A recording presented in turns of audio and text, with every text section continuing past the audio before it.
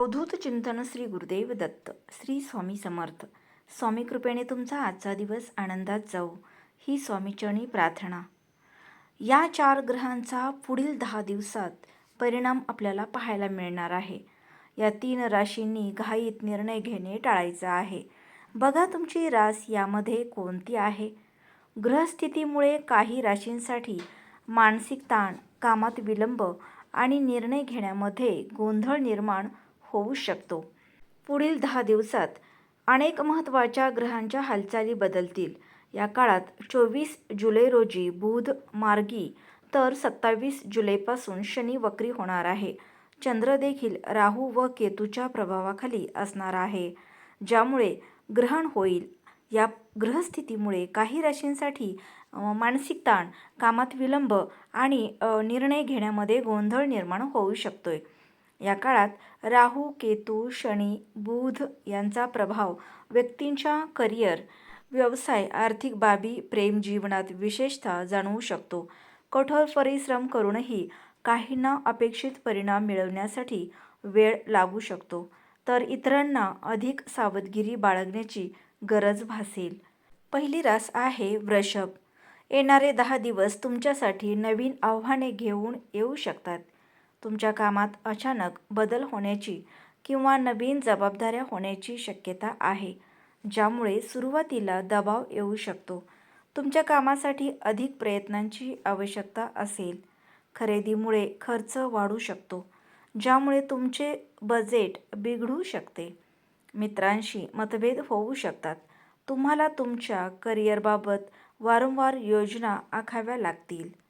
शांत चित्ताने कामे करावीत. कलहाचे प्रसंग टाळावेत. आरोग्य चांगले राहील. छुप्या शत्रूंवर मात करता येईल. कामात मन रमेल. यानंतरची रास आहे कर्क. हा काळ काहीसा गोंधळाने भरलेला असू शकतो.